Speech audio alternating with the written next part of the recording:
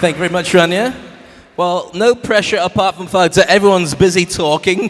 Half the people are outside the room, and everybody else who's in the room just wants to go to sleep after all that food. Add to it as well the fact that I've been given less time to talk to you, so thank you very much and goodbye. So no, there's more to it than that. All right, everybody who's outside, if you can come in now, that'd be fantastic. If not, we'll close the doors, and you won't see we gave away so much money. Oh, they're starting to come in now. That's great. Okay, nice to see you. My name's Dave Crane. My job is to get everybody motivated and hopefully give you some new things to think about. Just before I start the session, could you put your hands up if you've heard of me before? A couple of people. Could you put your hands up if you've never heard of me before? Okay. Could you put your hands up if you don't care if you never see me again for the rest of your life? At least you're honest, that's fantastic. What I want to do is share with you some new ideas and also put a different spin on some old ideas. Now, my job is very much about motivating people to think differently. Now, I've created a web page for everybody who wants to download some really cool things about mindset and also a copy of my presentation details. So we'll send this out from the organization and you'll be able to get it too. So if you're a member of ICAP, then you should be able to get this with some download links to some really cool stuff. Now, I talk about life design. Now, one of the things I wanted to talk about is I don't know if anybody actually knows the formula for how we get paid. I know everybody here is a decision maker on whether I get paid or not, but ultimately, everyone gets paid for two things, and I think this is key to the way that the industry is going. Oh, it's quiet now. That's excellent. Everyone's interested now. You get paid for two things. First of all, it's the job that you do, as in the effect of the job that you do. And secondly, how cheaply they can replace you with somebody else. That's it. Nobody cares how nice you are, who you're related to, or how long you've been there. It's those two factors that make a massive amount of difference. And as a direct result of that, everything will be changing in your industry as much as it has in mine in entertainment and radio, and it has in many other industries. So everybody, what I want to do is share with you some rules for success that now you may find you have to embrace in a way that you didn't before.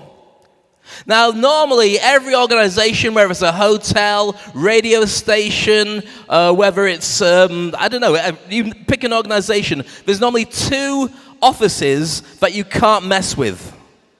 One of them is yours, the accounts department, the financial people. The other one is the techies, the engineering people. But something changed very, very, well, scarily more than anything in the last 2 years. And that happened to the tech teams, the IT consultants, the expert in the overalls who would scratch his chin and go, I did a conference all about cloud technology a little while ago, and everyone's saying, well, the cloud might or might not be embraced by everybody. And I said, that's not going to happen. Because what happened to the IT industry is all those pockets and those offices full of guys who looked after the database and all the tech elements and making sure all the computers worked, they're all gone. Because everything went on the cloud and it changed the way the industry goes. You buy a new phone, iPhone 7 or whatever you buy, or a computer, it gives you instantly 20 gigs worth of cloud for free. You don't need hard drives. So the industry has changed rapidly like that. So it means that you've got to change the way you think. We've already discussed how your role will change, but I think we need to go back to basics. There's a very quick picture of me when I was very small at school. You can probably guess which one's me. I'm in the corner, if you couldn't. And if you're thinking, oh dear, he didn't have much money then, it was a school play of Peter Pan. We were dressed as pirates. I wasn't actually walking around my shirt open like that. But what happens is everybody reinvents themselves on a regular basis, and you should get used to that because it's the most exciting time we've ever had in our lives. The things that I do now, I would never have thought of before. I used to be one of the top DJs on the radio out here. Well, hey, big deal. The industry changes. Nowadays, with every phone, you can connect it to Bluetooth to your car, and you can have whatever music you really want. Why do you need a radio station? In fact, if you're based in the UAE, you'll know that Radio 1 and Radio 2, who were two of the top radio stations, closed about 3 months ago. They're back on air now without the DJs. playing music, which is what everybody really wanted anyway. Now, will they go back? I don't know, but the economics of every industry changes. So that's why I want to share with you a difference in mindset, because it will come to every industry if you're not ready for it, especially to yours, when we talked about the use of apps and the way that people think differently about how they do things in the future. When I talked to people from the tech industry, one thing came up more than anything in conversation, and that was about the fact that rather than being part of a tech team in a big organization, when everything goes on the cloud, every single IT person who, let's face it, has the same kind of skill set as the accounts department. It's all about learning formulas and knowing techniques and how to make decisions based on that and advise people. Well, the advise people has changed. Now you have to sell. Now you have to understand people and work directly with them. That's never happened before. You could stroke your chin and say no. But now they're going to say, well, where's it going? So with that whole thing in mind, it means a reinvention of yourself as part of your organization. And maybe even as a Ronin, the Japanese Ronin, who were summarized for hire, that were wandering around doing good or doing bad, whatever it was, around Japan in the feudal years, many thousands of years or hundreds of years ago. Maybe that's a role that many of the people in the room will have to take on.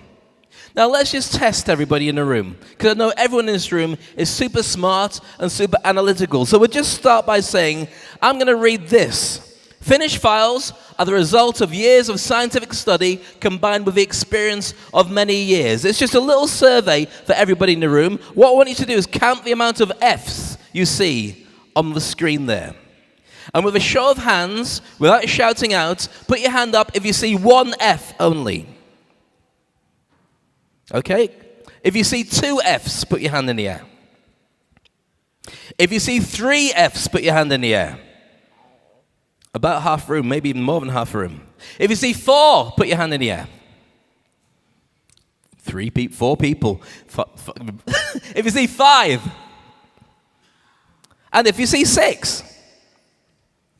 Anyone see 7? Get your eyes tested, there's only 6. But you're looking at it now, and the reason I want to show this to you is because not to say, ha ha, I know more than you. I don't know more than you, I can guarantee that. However, I do know that most people will only see 3. And if you want me to reveal to you where the 6 are, how do you spell the word of? There's 3 ofs. And why didn't you see it? Because you weren't looking for it. I said O-V, of.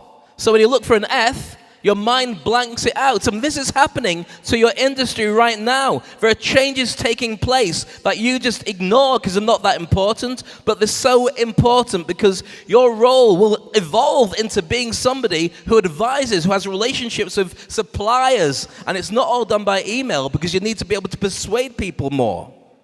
And persuading people more means sales and emotional intelligence and things that wouldn't normally happen. So how does that have a difference? Well, let's have a little go of something else then. Right, everybody stand up. I've got to do this because you've all had lunch, and the last thing you want is for somebody like me to say stand up. We've paid money, you entertain us. We're not getting up for anybody. Okay, everyone stand up. I want you to put your hand in the air like that. Very good indeed. Some people are saying my arms are too heavy, I ate too much. Just humor me. Right hand in the air like that. I want you to turn your right hand into a gun. Can you see that? A gun? Very good. Turn the gun into a circle. See a circle? Okay, put the circle here. I want you to look at your circle and look at my face. Look at your circle, look at my face. Circle, face, and now place it on your chin. Okay? All right. How many people have got a chin at the side of their head? And how many people have got a chin down here? Exactly. The industry has just changed in front of you and you didn't know. Give yourselves a round of applause and sit down. Now, was that misdirection? No, I just shared things with you, but this is how things occur without you even knowing, and you're in charge of it. I didn't tell you how to move your body, you did it properly yourself, but you've got to be prepared for everything to change. Quick question here, because this is useful for many people about how the industry is going to go. Who believes, as I show you this slide, in order to find success in your company, in your career, in your department, and in the way that you're going to be in the industry, you should concentrate on your strengths and only your strengths. Hands in the air if you believe that's true. 1, 2, 3, 4. 4 people in the room. Okay. Hands up if you believe to be successful in your career, blah, blah, blah, all the other stuff, you should concentrate on your weaknesses and boost your weaknesses. Hands in the air. Quite a few more people. Okay, some people with very, very heavy arms, so you're just doing a really rubbish puppet show like that. How many people believe to find success, you should concentrate on your strengths and boost your weaknesses? That should be everybody else left in the room. Okay, that's about almost 50%. Okay, here's one for you. I believe to find success in your business, in your career, and in your industry, you should find out what your strengths are and only work on your strengths. Now that's counterintuitive to the way that every industry works, education, everything else. And I'll tell you exactly why. Because when you do something that's a strength, when you do it, you are good at doing it. The more you do of it, the better you become at doing it. You get great feedback from people that tells you you're great at doing it, so you do more of it and you become the expert. Now the formula for getting paid is the better you are at doing something and how they can't replace you with anybody, the more they will pay you to do it. So that whole feedback loop takes you up higher and higher and higher. When you work on your weaknesses, and everything tells you to work on your weaknesses. For those of you who have staff meetings, you sit your member of staff down and they sit there for an hour. And you say, right, well done for doing this, this, and this within the first 2-3 minutes. Now let's look at your opportunities to improve. And for the next 55 minutes, you bully them on how that guy's better than they are. And if they do what he does or she does, they'll be better at their job. True? Now, if they work really, really, really, really, really, really hard on their weaknesses, guess how good they're going to be? Average. And really bored. Because that's not their strength. What they need to do is partner with people for whom their weaknesses are strengths. So everybody's at optimum, and then everybody does better. I'm not saying ignore your weaknesses, be aware of them, but work on your strengths. Find the thing that you do better than anybody else. I used to work in radio, but now you can replace me with an iPod. If anybody uses iPods anymore, an iPhone. That's why I don't do it anymore. That's why you have to specialize. So how does that work? Discovering your hedgehog. Now you're looking at me going, what hedgehog? Where's that come in? I will explain. It does make sense at some point, maybe. Okay, hedgehog, very boring little creature. Doesn't do much of anything. In the UK, you can find him a few other places. But one thing it does naturally is when it's in danger, it curls up into a ball with its spikes on the outside, and nothing can get at it. No predators like foxes or badgers. Traffic can get at it, but nothing natural, okay?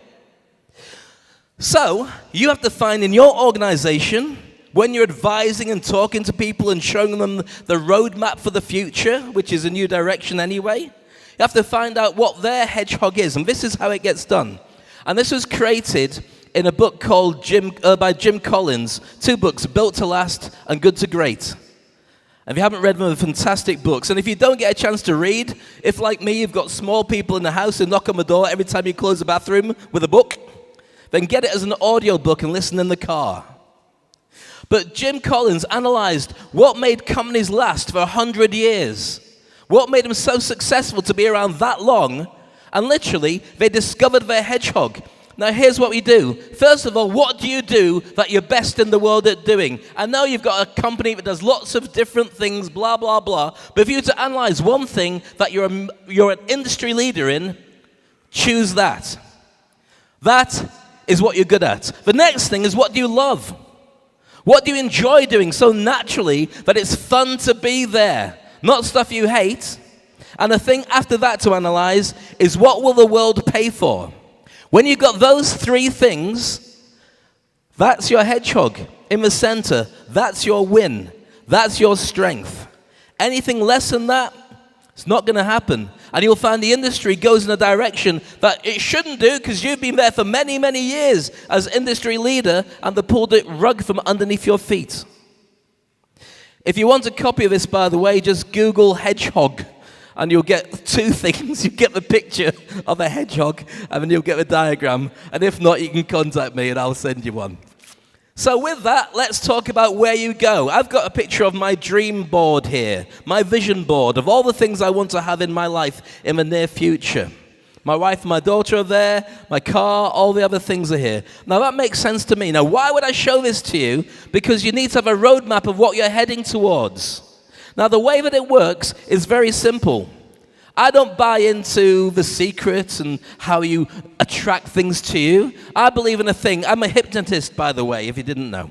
But I believe that was a thing called a reticular activatory system in your mind. And what that does is when you are interested in something and you've got the image of something, it will shortcut how you get there. So has anybody ever bought a new car before? Come on, you all earn more money than that. Have you ever bought a new car and suddenly you start seeing that on the road everywhere? It's not because there's more of them, it's because you're interested in it. Now the same is true for when you're a negative type person. When you've got negative things in your mind, your brain, which is a supercomputer bar none, will find more examples of negative stuff for you. So therefore, you have to change the way that you think about things. Look for opportunities, program your mind, and it will do that for you. Now I'm going to spend the next 15 minutes sharing with you 10 rules. Now I know I only have a short amount of time, but hopefully we're having an impact and this is working for you. Is it useful? Anybody? A few people nodding, a few people just on Facebook. That's fine. Oh, sorry, LinkedIn, not Facebook. Actually, apparently Facebook is going to bring out its own business version of Facebook for business very soon. So LinkedIn could be worried. If anybody's from LinkedIn, I'm only joking. But it's not joking, it's true. Okay.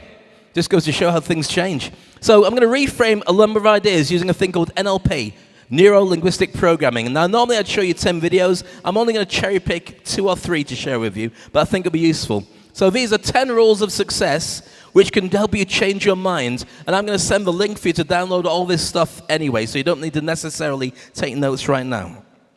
This is a very quick version of how your mind works. If your mind is just like an iceberg, for anybody who's seen the Titanic video, about 10 times plus, then imagine it's just like a Titanic iceberg. The bits above the surface you can control, your conscious mind.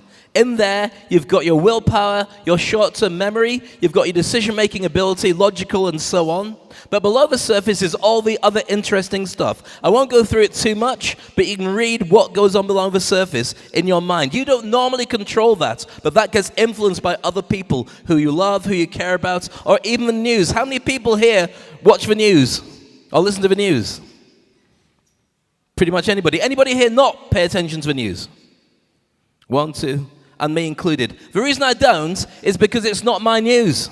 It's somebody else's news, and bad news sells. I know there's terrible things happening in the world, but not in my world.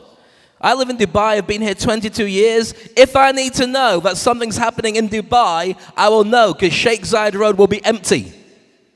Anybody without a car will be running towards the airport. That's how I'll find out. Otherwise, things are good. My world is good. I'm full of wonderful, interesting things. I get an opportunity to talk to you wonderful people. Why should I hijack it by watching the news? Industry news, okay, but that's it. So, let's talk about how success works with the last 15 minutes or so I've got left. Let me just quickly check. Ooh. All right, 10 rules. First rule, your time is irreplaceable. You never get time back again. Very simply, every single second of every day, if you don't do something with it, you never see it again. Let's have a sound up on this. Imagine there is a bank that credits your account each morning with $86,400. It carries over no balance from day to day.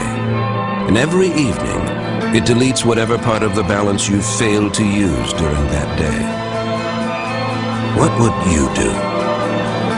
Draw out every cent.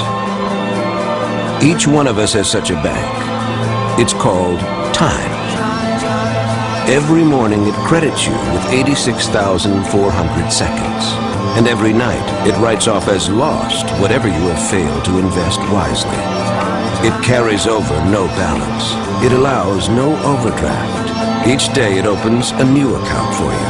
And if you fail to use the day's deposit, the loss is yours. There is no going back. There is no drawing against the tomorrow. You must live in the present on today's deposit, invested in every opportunity. The clock is running. You've got to make the most of today, right here, right now. Right here, right now, right here, right now, right here, right now, right here, right now, right here, right now, right here, right now, right here, right now, right here. To realize the value of 1 year, ask a student who failed a grade. To realize the value of 1 month, ask a mother who gave birth to a premature baby. To realize the value of 1 week, ask the editor of a weekly newspaper. To realize the value of 1 hour, ask a person who just missed a train. To realize the value of 1 second, ask a person who narrowly avoided an accident. To realize the value of 1 millisecond, ask the person who took the silver medal in the Olympics. Time waits for no one. Yesterday is history. Tomorrow is a mystery. Today is a gift. That's why it's called the present. So very quick interview, very quick insight into what time is all about. If you had a Bank of Life credit card, how would you use every second of every day? Don't let anyone else waste it, and certainly value everybody's time because you never get it back again. Rule number 2, your life is your fault. Don't you hate it when people say stuff like that? Everything that's you've got in your life right now, you've created. And you're going, well, that's not fair. I didn't do all the stuff that goes on. Okay. All right, let's say your life is, you are to blame for your life. Still hostility coming back in big waves. All right, let's change it slightly. Let's say your life is your choice. Yes? Is that better? A few more nodding heads. Okay, here's your choice. Your life is your choice, so therefore everything that happens in your life, you have a decision to make about it. But guess what? If you don't make a decision and somebody else makes that decision for you, that's also your choice. Because you didn't make a choice, but you did. So from now on, you make that choice. You are the judge. You're the person that changes everything. And if you don't believe you can do it, that's fine. Use Google to find out how you can do it and make those big differences. Rule number 3, I'll go through these very quickly. They all have supporting videos, but I've got to run because you've been told to hurry up. Number 3, you never fail. How many people in this room have ever failed at something? Failed to pass exams, failed in a relationship, failed to driving test. I think this is the only room where people have never put their hands up. I'm the CFO. I never fail, trust me. Okay, well, supposing you'd failed a little bit of something somewhere once. Okay, I'll put to you, you've never failed. And it's all about mindset. These are all about mindset, NLP, neuro-linguistic programming. Neuro for brain, linguistic for language, and programming commands. The way you think about things changes the way you experience the world. You've never failed because failure makes you feel like a loser, makes you feel like you're not worth something, and that's not useful for you. Instead, anything that you put your hands up about, it might be in a relationship, a job interview, driving test, what happens is you've got an event over there. You work hard to get to it, or don't work hard. You do the thing, you get a result, and the result you got wasn't what you wanted. But you didn't fail. Because what most people don't do is ask for feedback. Then you find out what you did or didn't do wrong, and then you go back and decide to do it again. Or not do it again, it's up to you, but you don't fail. You only get a result you didn't want it. Then you make a choice on whether you're going to do it a second time, or a third time, or in some cases for driving tests, 14th times. So with that, you've never failed in the past. Does everybody accept that? How many people have ever failed now? Okay, so here's a question for you. How many people are ever going to fail in the future? Nobody. Why? Because your mindset changes. You might not get the result you want, but you'll get a different way of doing stuff, including talking on the phone when I'm on stage. Moving on to rule number 4, which is this one. Rule number 4 is you never make mistakes. How many people have ever made a mistake? Of course you don't. CFOs, no. I'm in charge of accounts, never made a mistake. Or at least nobody found the books, we burnt them. Ha ha. All right then. You never make a mistake because at that time of doing something, whatever it was, you always do the right thing at that time. With the information you have, you always make the right decision. And there's 3 reasons why that's true. Who's the one person who knows you better than anybody? Now, I know some people say my mother or my wife, but you know what I mean. It's you. True? And who's the one person that is at the scene of a crime every single time that something happens in your life? You.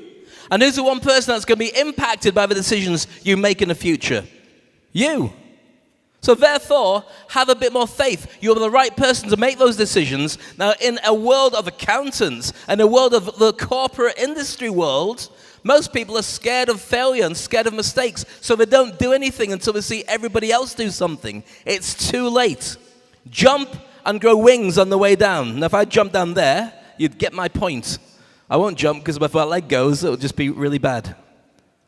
Success leaves clues and it moves. I've got about 5 minutes left. So I'm going to share with you very quickly these next 5 rules. Your experiences are unique. The most powerful person in the room is the person who's most interested in other people, because then they can get stuff for free. Then they can ask people to help, and they want to help because you've created a relationship. And that means you should be more interested in other people than your own story. I love Dubai. I've lived there 22 years. Until they carry me screaming to the airport, I will stay here as long as I can. Why? I love the place because it's different. They make things happen, but also you've got best part of 200 different nationalities here. You want to choose new friends from different countries? It's like a big buffet of bonding. So be open to new ideas, new ways of thinking, because that's going to save you in your industry. If you don't think about experiences, now's the time that you sell those. Now's the time to think about how the puzzle goes together and you have a different mindset. Next up, rule number 6. The worst things in your life are the best things in your life, depending on how you decide to use them, how you decide to look at them. You can say, oh, you know, financial crisis was terrible. Even if a few people in this room might have caused it. I'm not pointing fingers, I'm just saying. Financial crisis is terrible. The change of industry is awful. Well, no, because it gives you a wake-up call. And if you're paying attention to it, you can do better than everybody else because they're still busy licking their wounds, because you don't get these things for free. If I told you that the industry is going to change and you don't do anything about it, that's cool. But if you have the insight and you lay the preparation for it, then instantly you find you can move with it. And there's always a roadmap, and sometimes you have to be the early adopter to create that roadmap from scratch. Rule number 7 is this one. You are what you think. If you don't think about asking better questions to yourself, if you give yourself a really hard time, like we can't do this, we can't change, then your brain will respond to that. It's a supercomputer that Apple hasn't managed to make yet. But maybe it will one day.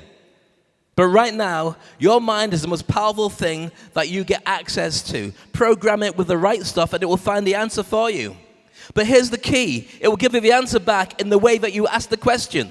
So if you say, why am I fat? It will say, because you eat too much McDonald's, that's why.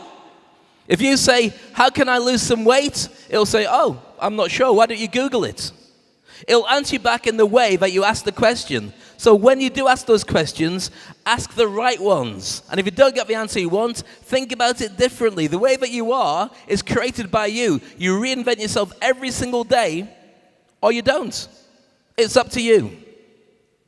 So as you change, make sure you realize that you can be brilliant and you can be anything that you want to be. And that's your choice. Rule number 8 is this one. You are a miracle. For all the people that have said, don't watch the news, don't listen to the news, that's up to you.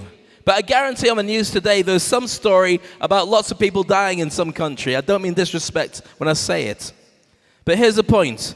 You can look in the mirror and say, you know what, I'm overweight, I'm going bald, I'm going gray, my heart pressure, I need to watch out my blood. All these things that come and you complain about. My partner doesn't appreciate me enough. The kids make far too much noise.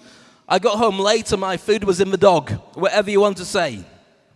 But you talk to somebody or you pay attention to anybody who lost their life today in the news and they would say, I'll swap with you. I'll take your overweight, nobody loves me, kids won't leave me alone, dog bit my leg, no dinner, have to go to McDonald's again type experience, because at least I can do something about it. You are a miracle. The odds of you going from the very beginning of humanity, wherever the evolution steps were, to you right here in this room watching me, and I'm not Bob Marley, in the room, almost zero opportunity, almost zero. The percentage of you being here, but you are a miracle, and you owe it to yourself and your family tree to do something about it. If you don't, then what can you do? One day when you've got your final moments on this planet, when you've got your last hour, I'll be lying there in my deathbed with all my family around me, my wife, my kids, the kids I didn't know about because I used to be a crazy DJ anyway. But I'll be lying there, and I guarantee you I'll have no problem saying I enjoyed every single day. I enjoyed everything. And if my day was to end today, I'd be happy saying I didn't waste a second. If you can't do that, then maybe you should think about it differently and do the stuff that makes life work for you better. Rule number 9. Got 2 left. You cannot change anybody else. You can only change yourself. So avoid stress. If people don't get it, they don't get it. Offer it, leave it. Persuade them as best as you can, but they have to find their own journey. In fact, what actually happens is up to the age of 7, kids listen to you. After 7, they've got their own lives sorted out, and all you're doing is just steering them, but they've already got the lids on, they're already done. As a hypnotherapist, when I stopped people smoking, I know they didn't start smoking at the age of 7. They started at 14. But the original reason why they're smoking is because of a decision they made. They will go to peer pressure. They will do what their friends did. And the first time they felt that experience, age of 3, being dropped off at school and being told to sit down by the teacher. So they did what everyone else did. And everything you are, everything you do, can be traced back to the decisions that you made at the age of 7. So you can't change anybody else. Save your energy, offer it to them, and when they're ready, they'll change. If they don't change in the time you want, that's just life. Look after your own stuff, because that you can affect. And the last rule is even more simple than this. I've had the privilege of being here with you for half an hour to share with you as many ideas as I can do about how to move forward and improve yourself. You will get out of life what you decide to do. For those of you who want to talk to me in the future, I'm more than happy to do that. To Google Dave Crane, and you'll get the guy who wrote Friends, that's not me. You'll get a guy who did some computer software, that's not me, and a DJ in the UK. But the other person will be me. I'm more than happy to meet you on LinkedIn and share ideas with you, or not. It's up to you, but you only get out of life whatever you put in. So enjoy that whole experience. I'm going to leave you with one video. This video is all about a guy called Matt. Now, Matt wasn't a very interesting guy. He wanted to be a computer operator. So what Matt decided to do was be a designer of computer games. He got the job, and it was pretty boring. So one thing is whenever he wanted to go to lunch, he'd say to his friend, "Come on, let's go for lunch." And his friend would go, "No, I'm busy." He'd say, "Come on, let's go for lunch." And his friend would laugh, and they'd go. Eventually, Matt decided he didn't want to be in the industry anymore. He wanted to get out of the job and travel the world. And so as he's traveling around the world and dragging his friend with him, whenever he took photos next to some artifact or some amazing place like Burj Khalifa, Burj Al Arab, Eiffel Tower, any of those things, what he'd do is he'd stand there smiling like we all do with selfies. But his friend said, "Well, this phone has got a video. Why don't you do your silly dance?" So he did. And this is what happened. That way, okay? All